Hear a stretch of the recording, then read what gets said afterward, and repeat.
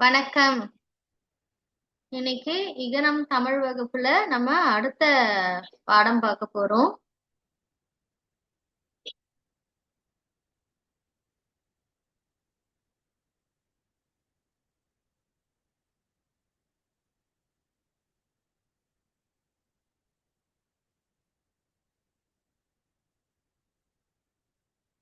யார பத்தி பார்க்க போறோம் அப்படின்னா கைலாஷ் சத்யார்த்தி. இவரை பத்தி தான் நம்ம இன்னைக்கு பார்க்க போறோம். இவர் எந்த மா மாநிலத்தை சேர்ந்தவர் அப்படின்னா இந்தியால மத்திய பிரதேசம் அப்படின்னு சொல்லுவாங்க இல்லையா, மத்திய பிரதேஷ் அந்த மாநிலத்தை சேர்ந்தவர் இவர். இவர் என்ன பண்ணியிருக்காரு அப்படின்றது தான் இந்த பாடப்பகுதியில நம்ம பார்க்க போறோம். இது இந்த பாடப்பகுதிய ஒரு கதை மாதிரி கொண்டு போறாங்க. இது எப்படி சொல்றாங்க அப்படின்னா, பொழுது புலர்றது, அதாவது விடியல் அப்படின்னு சொல்லுவாங்க இல்லையா, காலை நேரம் விடியறது. அது எல்லாருக்குமே யாருக்குமே புதுசு இல்ல. அது தினம் தினம் அப்படிதான் நடக்குது இல்லையா. காலையில பொழுது சூரியன் வர்றது, அந்த உலகத்துக்கு ஒளிய தரது, அதுதான் விடியல் அப்படின்னு சொல்லுவாங்க. அது புது விடியல் அப்படின்னு சொல்லுவாங்க. அது ஒண்ணும் புதுசு இல்ல. எல்லாருக்குமே அது நடக்கக்கூடிய ஒரு விஷயம்தான். உலகம் முழுவதும் நடக்கக்கூடிய ஒரு விஷயம்தான் அது. ஆனா சில பேருக்கு ஒரு நாள் அந்த விடியல் வந்து ரொம்ப புதுசா இருந்துச்சு அப்படின்றாங்க. யாருக்குன்னா பள்ளிக்கூடமே போகாத குழந்தைகளுக்கு அப்படின்றாங்க. இது வரைக்கும் அவங்க பள்ளிக்கூடமே போனது இல்ல. அந்த மாதிரியான குழந்தைகளுக்கு அன்றைய நாள் அவங்களுடைய துன்பத்தை போகக்கூடிய நாளா இருந்துச்சாம். அவங்களுக்கு அப்படி என்ன துன்பம் அப்படின்னா, அதாவது இந்த பள்ளிக்கூடம் போகாத பசங்க ஏன் அவங்க எல்லாம் பள்ளிக்கூடம் போகல அப்படின்னா, அவங்க வீட்டுல அவ்வளவு வறுமை, ஏழ்மை நிலை. அந்த பிள்ளைங்களை படிக்க வைக்கிறதுக்கு அவங்க அப்பா அம்மாவுக்கு காசு கிடையாது. சரிங்களா. அதனால என்ன பண்ண முடியாது, அவங்களால படிக்கிறதுக்கு பணம் கட்ட முடியாது, புத்தகங்களை வாங்கி தர முடியாது. ஸ்கூலுக்கு போகணும்னா யூனிஃபார்ம் வேணும் இல்லையா, அந்த ட்ரெஸ் எல்லாம் வாங்க முடியாது. அதனால என்ன பண்ணுவாங்க அப்படின்னா, அவங்க சாப்பாட்டுக்கே கஷ்டப்படுறவங்க.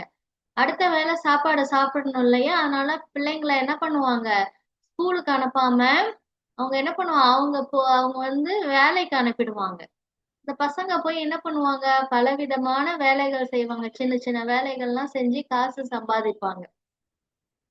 அப்படி ஒரு சிறுவன் பள்ளிக்கு போகாம என்ன மாதிரி வேலை செஞ்சாங்க, அத எப்படி இந்த கைலாஷ் சத்யார்த்தி இருக்காரு இல்லையா, அவர் அந்த சிறுவனோட அந்த சிறுவன் இல்ல, அதே போல உள்ள மற்றவங்க துன்பத்தையும் எப்படி போக்கினார் அப்படின்றத அந்த பாடத்துல நம்ம பார்க்க போறோம். அது ஒரு பேருந்து நிலையம். பேருந்து நிலையம்னா என்னது, பஸ் ஸ்டாண்ட்.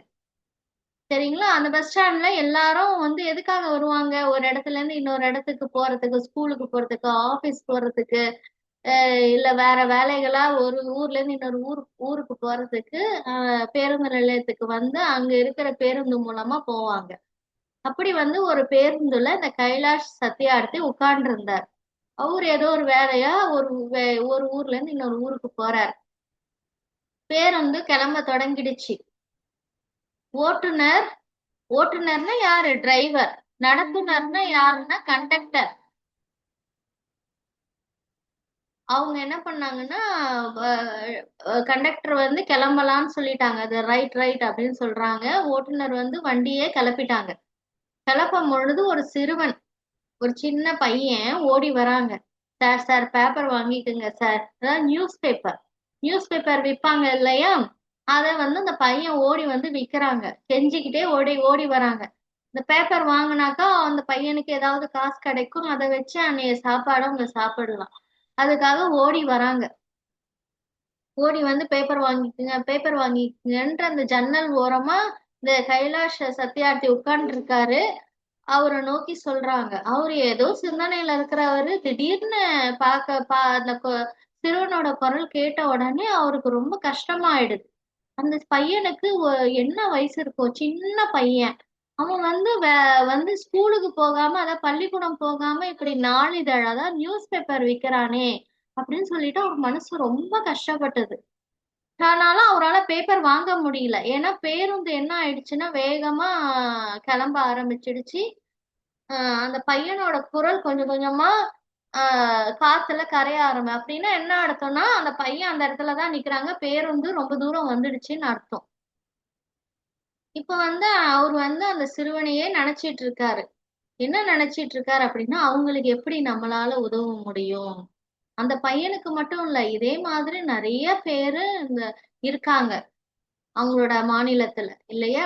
அவங்களுக்கெல்லாம் நம்ம எப்படி உதவுறது? அவங்கள வந்து எப்படி படிக்க வைக்கிறது? அப்படின்னு யோசனை பண்ணாரு. யோசனை பண்ணி தன்னுடைய நண்பர்கள், ஃப்ரெண்ட்ஸ் இருக்காங்க இல்லையா? அவங்க கூட சேர்ந்து அந்த பசங்களுக்கு உதவி பண்ண ஆரம்பிச்சாரு. என்ன மாதிரி உதவினா, அந்த குழந்தைகளுக்கு முதல்ல ஸ்கூல் ஃபீஸ் கட்டணும் இல்லையா? அந்த பள்ளி படிப்புக்கான பொருள் உதவி அது செய்ய ஆரம்பிச்சாங்க. அதுக்கப்புறம் பாட புத்தகங்கள் வந்து வாங்கி தர ஆரம்பிச்சாங்க. இதெல்லாம் பண்ணும் பொழுது என்ன ஆச்சுன்னா, அந்த குழந்தைகள் வேலைக்கு போறதை நிறுத்திட்டு பள்ளிக்கூடம் போக ஆரம்பிச்சாங்க. நல்லா படிக்க ஆரம்பிச்சாங்க. இத வந்து எத்தனை வருஷமா அவர் பண்ணிட்டு இருக்காருன்னா, கிட்டத்தட்ட 30 வருஷமா 30 இயர்ஸா அவர் வந்து இந்த வேலையை செஞ்சுக்கிட்டு இருக்காரு. எவ்வளவு பெரிய விஷயம் இல்ல செல்லக்குட்டீஸ். அதுக்காக ஒரு அமைப்பை உருவாக்கினார், ஒரு ஆர்கனைசேஷன். என்ன அமைப்பு அப்படின்னா தொண்டு நிறுவனம். அதாவது மத்தவங்களுக்கு உதவி செய்யறதுக்குன்னே உருவாக்கப்பட்டது. நான் ப்ராஃபிட்டபிள் ஆர்கனைசேஷன் அப்படின்னு சொல்லுவாங்க. அதாவது அந்த நிறுவனத்தின் மூலமா அவங்க எந்த பணமும் சம்பாதிக்க மாட்டாங்க, மத்தவங்களுக்கு உதவுவாங்க. அத வந்து அறக்கட்டளை, ட்ரஸ்ட் அப்படிலாம் சொல்லுவாங்க. சரிங்களா? அந்த மாதிரி ஒரு அமைப்பை உருவாக்கி கிட்டத்தட்ட ஆயிரக்கணக்கான மாணவர்களுக்கு படிப்பு கொடுத்தாங்களாம். படிக்கிறதுக்கு உதவி செஞ்சாங்களாம். இது வந்து ஒரு தன்னலமற்ற சேவை அப்படின்னு சொல்லி சொல்றாங்க. தன்னலமற்றன்னா என்னது? தன்னலம்னா அதாவது சுயநலம் இல்லாத ஒரு சேவை, ஒரு சர்வீஸ் அப்படின்ட்டு அந்த அவரோட அந்த சேவையை பாராட்டி ராபர்ட் கென்னடி மனித உரிமைகள் விருது அப்படின்னு ஒண்ணு அவங்களுக்கு கொடுத்தாங்க. மனித உரிமைகள்னா என்னது? Human rights. அந்த விருது வந்து அவருக்கு கொடுத்தாங்க. அதுக்கப்புறம் என்ன ஆயிடுச்சுன்னா அவளுக்கு நோபல் பரிசும் கிடைச்சுதான். அந்த நோபல் பரிசை வந்து யாரோட ஷேர் பண்ணிட்டாங்க அப்படின்னா மலாலா அப்படின்ற ஒரு சிறுமி. மலாலான்றவங்க பாகிஸ்தானை சேர்ந்த ஒரு சிறுமி. அவங்களும் என்ன பண்ணாங்க, படிப்புக்காக, பெண்களின் படிப்புக்காக நிறைய போராடினாங்க. அதனால அவங்களுக்கும் ஒரு நோபல் பரிசு கிடைச்சது.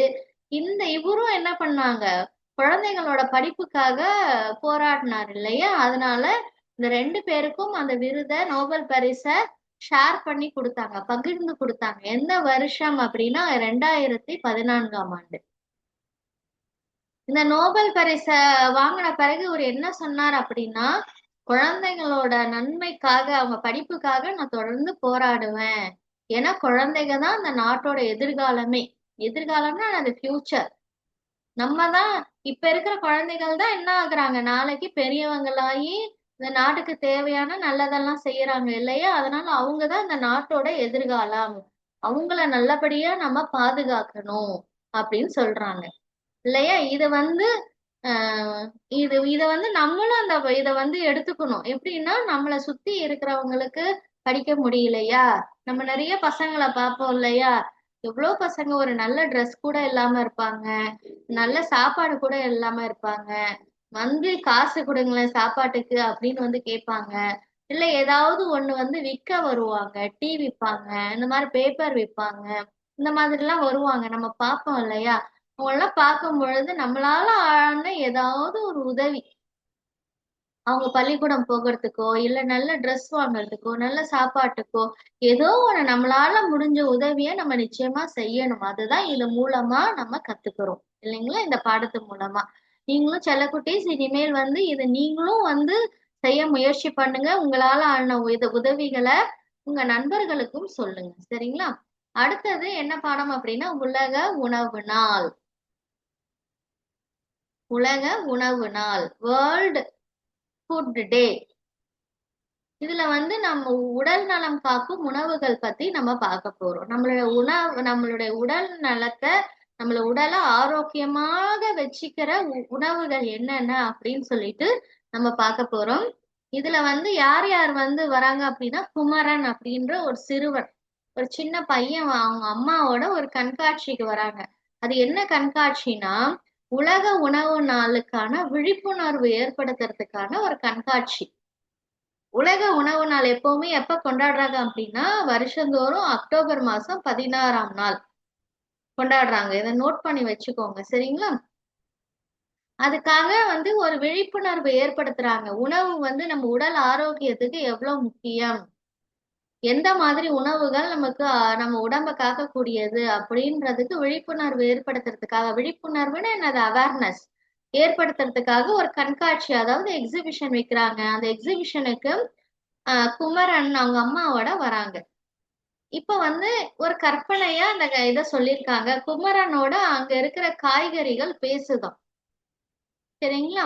இப்ப முதல்ல கேரட் பேசுது குமரனை பார்த்து. குமரன் எப்படி இருக்கீங்க அப்படின்னு கேட்டுட்டு, நான் தான் கேரட் பேசுறேன் அப்படின்னு சொல்லிட்டு, அதுகிட்ட என்னென்ன மாதிரியான உயிர் சத்துக்கள்னா என்னன்னா விட்டமின், என்கிட்ட என்ன மாதிரியான விட்டமின் இருக்குன்னு அது சொல்லுது. என்னென்ன விட்டமின்? ஏ விட்டமின், அதான் உயிர் சத்து ஏ, உயிர் சத்து C. A vitamin, C vitamin என்கிட்ட அதிகமா இருக்கு. நான் உங்களுடைய கண்கள், ஐஸ், அப்புறம் இதயம், ஹார்ட், இதெல்லாம் காக்கறதுக்கு நான் உதவுறேன் அப்படின்னு சொல்லுது. நீங்க என்ன சாப்பிட்டீங்கன்னா நீங்க ஐ டாக்டர், கண் மருத்துவர்கிட்ட போகவே வேண்டாம் அப்படின்னு சொல்லுது. அது மட்டும் இல்ல, உங்க மூளைய நல்லா நான் சுறுசுறுப்பா வச்சுப்பேன் அப்படின்னு. மூளைன்னா என்னது? பிரைன். சுறுசுறுப்பான எப்பவுமே ஆக்டிவா வச்சுக்கிறது. சரிங்களா? இதெல்லாம் கேரட் நமக்கு கொடுக்கக்கூடிய நன்மைகள். அடுத்தது வாழைப்பழம். வாழைப்பழம் என்ன சொல்லுது குமரன் கிட்ட? அதாவது நான் ரொம்ப சாஃப்டா இருப்பேன், மிருதுவா இருப்பேன், ஆனா வருஷம் பூரா நான் கிடைச்சுக்கிட்டே இருப்பேன் அப்படின்னு சொல்லுது. என்கிட்ட என்னென்ன மாதிரியான உயிர் சத்துக்கள், அதாவது விட்டமின்ஸ் இருக்குன்னா, ஏ, பி, பி2, சி இதெல்லாம் இருக்கு. அது மட்டும் இல்ல, சில மினரல்ஸ் அதுவும் இருக்கு. என்ன மினரல் அப்படின்னா பொட்டாசியம், அதுவும் என்கிட்ட இருக்கு. நானும் என்ன பண்ணுவேன், மூளைய ரொம்ப ஆக்டிவா வச்சிருப்பேன். அதே மாதிரி உங்க உடம்புல உள்ள கழிவுகள், வேஸ்ட் எல்லாம் இருக்கு இல்லையா, நம்ம சாப்பிட்ட பிறகு அதெல்லாம் நீக்கிறதுக்கு உதவுறேன். மெயினா இரைப்பை, குடல், இதெல்லாம் இருக்கு இல்லையா நம்ம உடம்புல.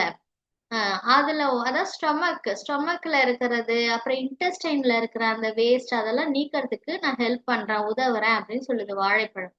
அடுத்தது என்னன்னா மாம்பழம். மாம்பழம் என்ன சொல்லுது? மாம்பழம் என்கிட்ட நிறைய ஃபைபர், அதாவது நார்ச்சத்து என்கிட்ட அதிகமா இருக்கு.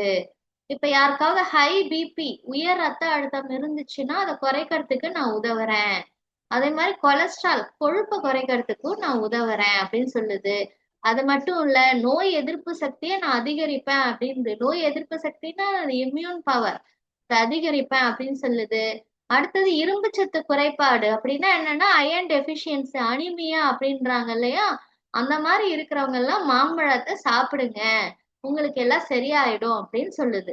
அடுத்தது என்னன்னா வெண்டைக்காய். வெண்டைக்காய் உங்களுக்கு எல்லாமே தெரியும். வெண்டைக்காய் இருந்தா மூளை நல்லா வேலை செய்யும்னு சொல்லுவாங்க இல்லையா, அதுதான் அது சொல்லுது. உங்களுக்கு நல்ல நினைவாற்றல், நல்ல மெமரி பவரை கொடுப்பேன் அப்படின்னு சொல்லுது. அது மட்டும் இல்ல, இதயம், ஹார்ட், கல்லீரல், லிவர், இதுக்கெல்லாம் நல்ல ஆரோக்கியத்தை நான் கொடுப்பேன் அப்படின்னு சொல்லுது. அடுத்தது என்ன? நெல்லிக்காய். நெல்லிக்காய் நல்லா குண்டு குண்டுன்னு இருக்கும் இல்லையா, அது என்ன சொல்லுதுன்னா, நீங்க எப்பவுமே வயசானவங்களா ஆவாம நீங்க எப்பவுமே சின்ன வயசா, நீங்க உங்களை பார்த்தாலே உங்களுக்கு வயசானதே தெரியலையேப்பா, அதனால சின்ன வயசா இருக்கீங்களே பாக்குறதுக்கு அப்படின்னு சொல்லுவாங்க இல்லையா, அந்த மாதிரி இளமையா இருக்கிறதுக்கு இது உதவும் அப்படின்ட்டு அது சொல்லுது. அது மாதிரி இதுகிட்ட என்ன உயிர் சத்து விட்டமின் இருக்குன்னா, சி இருக்கு. ஒரு நெல்லிக்காய் 3 ஆப்பிளுக்கு சமம் அப்படின்ட்டு டாக்டரே சொல்லுவாங்க, மருத்துவரே சொல்லுவாங்க. அதனால ஒரு நெல்லிக்காய் சாப்பிடுங்க அப்படின்னு. என்கிட்ட இன்னும் நிறைய மருத்துவ குணங்கள்லாம் இருக்கு அப்படின்னு அது சொல்லுது. அடுத்தது என்னன்னா அவரைக்காய். அவரைக்காய் அவரைக்காய் என்ன சொல்லுதுன்னா, நீங்க என்ன நிறைய சாப்பிட ஆரம்பிச்சிட்டீங்கன்னா நீங்க கண்ணாடியே போட தேவையில்ல, உங்களுக்கு நல்ல கண் பார்வையை நான் கொடுப்பேன் அப்படின்னு சொல்லுது. அதே மாதிரி கொழுப்பு, கொலஸ்ட்ரால குறைச்சிருவேன். ரத்த அழுத்தம், பிபி, அதையும் நான் கரெக்டா மெயின்டைன் பண்ணுவேன் அப்படின்னு சொல்லுது. இதய நோய், ஹார்ட் சம்பந்தமான டிசீஸ், அவங்க எல்லாம் என்னை எடுத்துக்கிட்டாக்கா உங்களுக்கு நான் உங்களோட நோய்கள்லாம் மறைஞ்சி நீங்க ஆரோக்கியமா இருப்பீங்க அப்படின்னு சொல்லுது. அப்புறம் ரத்தத்தை தூய்மை செய்வேன் அப்படின்னு, இந்த பிளட் இருக்கு இல்லையா, அதுல உள்ள வேஸ்ட் எல்லாம் ரிமூவ் பண்ணி அதாவது தூய்மை பண்ணுவேன் அப்படின்னு சொல்லுது. அதுகிட்ட என்ன இருக்கா, சுண்ணாம்பு சத்து, அதாவது கால்சியம், அது அந்த மாதிரி சத்துக்கள் அதுகிட்ட அதிகமா இருக்கு. அதனால என்ன என்ன ஆகும்னா, நம்ம பற்கள், பற்களுக்கு கால்சியம் நிறைய தேவை இல்லையா, எலும்புக்கும் கால்சியம் நிறைய தேவை இல்லையா. இது சாப்பிடும் பொழுது அந்த பற்கள்லயும் எலும்புகளுக்கும் நல்ல உறுதி, அதாவது ஸ்ட்ராங் ஆகும் அப்படின்னு சொல்லுது. அடுத்தது பச்சை பயிறு. பச்சை பயிறு வந்து என்னென்ன சத்துக்கள் இருக்கு அப்படின்னா, பொட்டாசியம் இருக்கு, மெக்னீசியம் இருக்கு, தாமிரம் அதாவது காப்பர் இருக்கு, இரும்பு சத்துக்கள் அயன் இருக்கு, இதெல்லாம் அதிகமா இருக்கு அப்படின்றாங்க. அது எப்படி சாப்பிடணுமா, நல்லா முளை கட்டி சாப்பிடணும், அப்ப நிறைய புரத சத்து உங்களுக்கு கிடைக்கும் அப்படின்ட்டு. உங்களுக்கு வயிறு வந்து இப்ப மோஷன் ப்ராப்ளம், அத கான்ஸ்டிபேஷன் சொல்லுவாங்க இல்லையா, அதெல்லாம் இருந்துச்சுன்னா அதெல்லாம் சரி பண்ணும் அப்படின்னு சொல்லுது. அதே மாதிரி ரத்த அழுத்தத்தை, பிபி, ஹை பிபி இருந்ததுன்னா அதை சரி செய்யும்.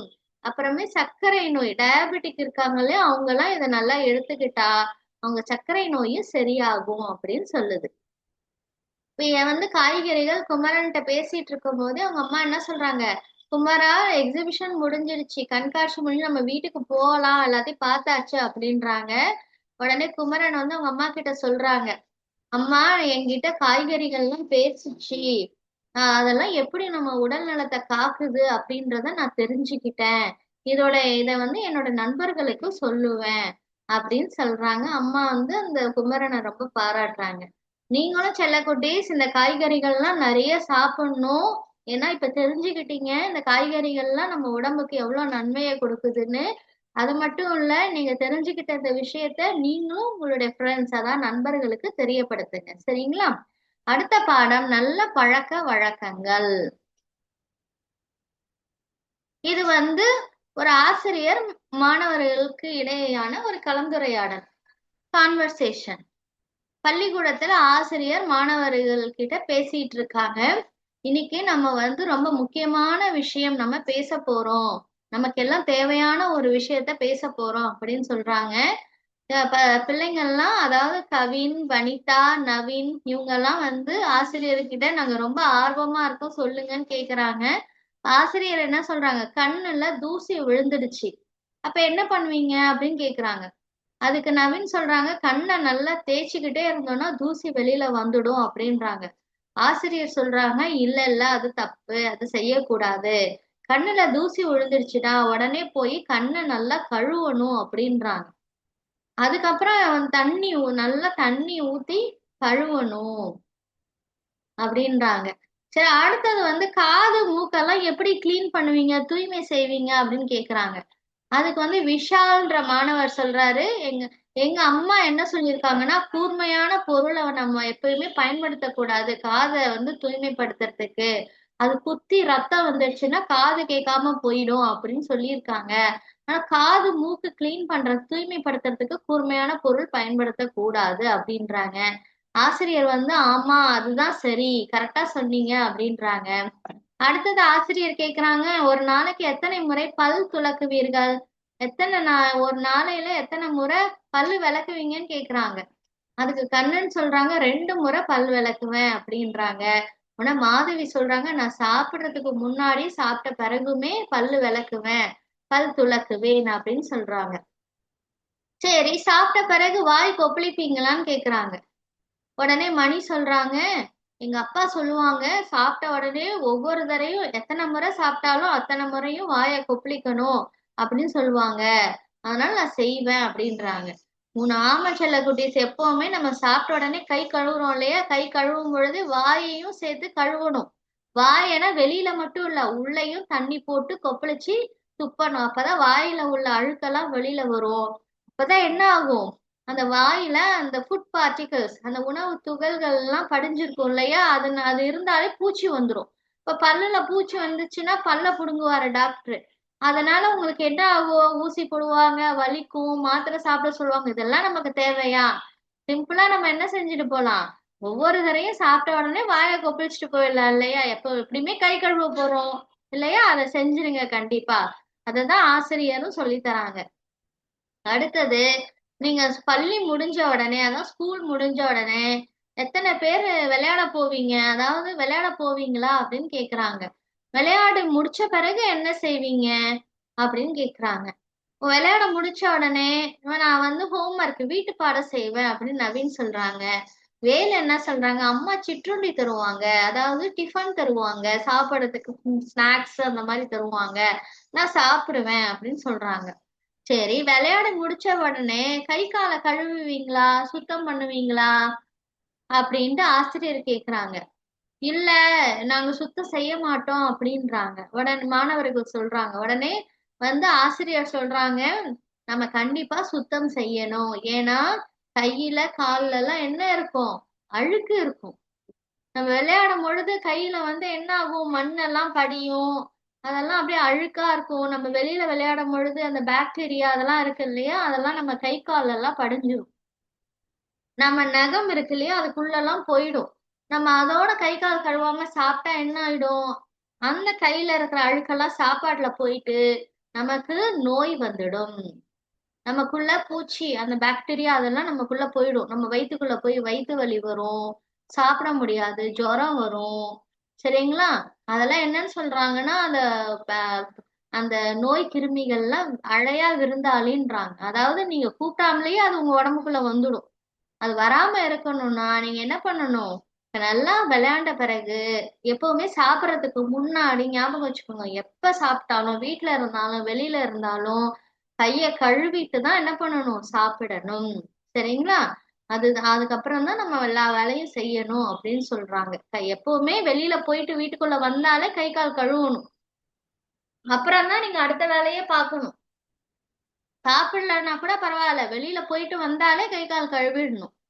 இது எப்பவுமே நீங்க செய்யணும் செல்லக்குட்டி. சரிங்களா? இப்ப நம்ம உடல் தூய்மையை பத்தி பார்த்துட்டோம். அடுத்தது உள்ள தூய்மை. நம்ம எப்படி மனச தூய்மையா வச்சுக்கிறது அப்படின்றத நம்ம இதுல பார்க்க போறோம் அடுத்தது அப்படின்னு ஆசிரியர் சொல்றாங்க.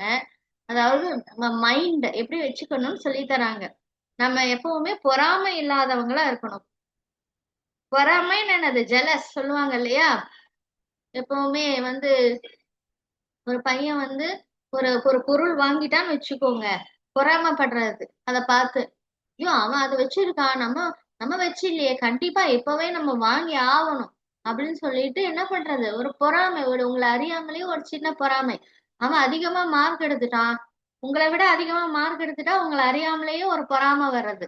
அது இருக்கக்கூடாது அப்படின்றாங்க. அந்த பொறாமைன்றது நல்லது இல்ல அப்படின்றாங்க. அடுத்து கோபம். கோபம்னா எதுக்கெடுத்தாலும் ஆங்கர். அதாவது கோபப்படுறது. சரிங்களா? சின்ன சின்ன விஷயத்துக்கு கூட கோவப்படுறது. அடுத்தவங்கள கை நீட்டி அடிக்கிறது. இதெல்லாம் வச்சுக்கவே கூடாது. அடுத்தது புறம் பேசுதல். புறம் பேசுதல் அப்படின்னா என்ன அர்த்தம்னா, இப்ப உங்க கிளாஸ் ரூம்லயே ஒரு பையன் இருக்கான். அவங்கள பத்தி அந்த பையன் இல்லாத டைம்ல அவனை பத்தி தப்பு தப்பா பேசுறது. சரிங்களா? அந்த பையனை பத்தி என்ன பண்றது?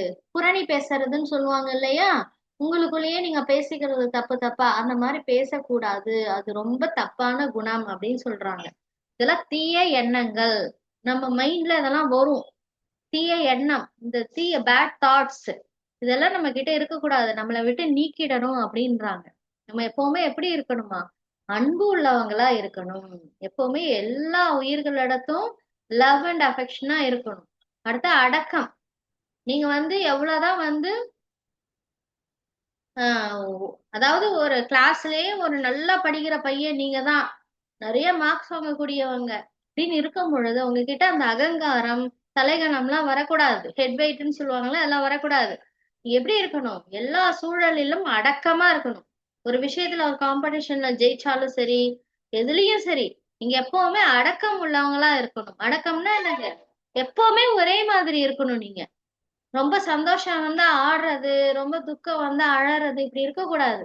எப்பவுமே ஒரே ஸ்டேஜ்ல இருக்கணும். எப்பவுமே ஒரு மலர்ச்சியான முகத்தோட எல்லார்கிட்டயோ பணிவா அந்த மாதிரி நீங்க நடந்துக்கணும்.